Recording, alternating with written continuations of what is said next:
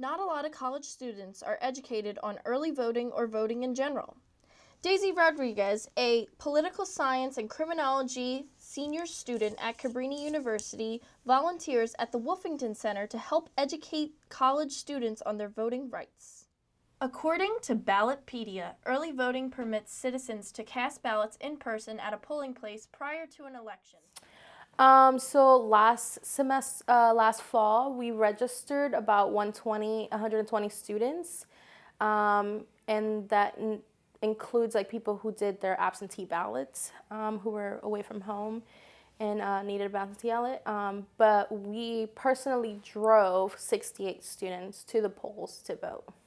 Because polling places aren't always open for college students to vote early, they could always decide to fill out an absentee ballot.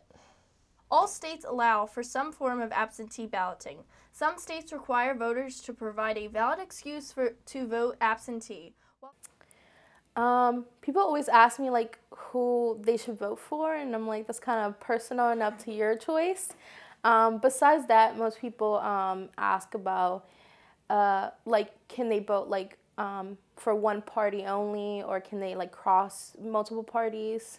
So we can register you online on a form that we have in the Wolfen Center, or you can actually just or we do absentee ballots as well if you're already registered. So my role, I think personally, is more of like, I want people to register to vote and like talking to them about how important it is to go out and vote in every election, and how like not voting affects us, especially our younger populations. We're the ones that get all the backlash of like who's in office at the current moment. So more of like educating them on like the process of voting, and like how to get to the polls, what you see when you get there, like how your absentee ballot looks.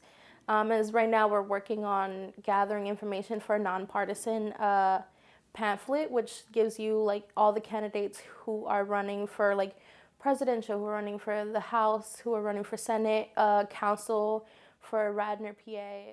So we talk about like voter suppression on a lot of our meetings, but how I said before, we're doing it's actually a website called vote411.org, and it tells you all about the candidates and like what their platform is. And that gets you more motivated to go out and vote because now you feel personalized to these people. And then we talked about like how districting works, so like how the small candidates that people like don't think about, like your school district people, your councilmen, like these people we don't really hear about, but like how important of a role they have and how that adds up to our primary elections and our presidential elections.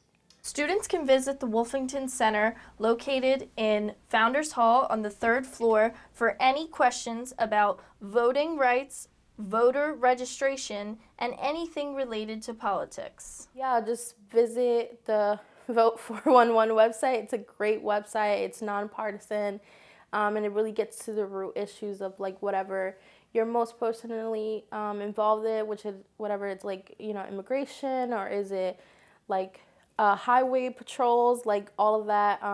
So getting to know your candidates and like the impact they'll have on the presidential election, especially at this time.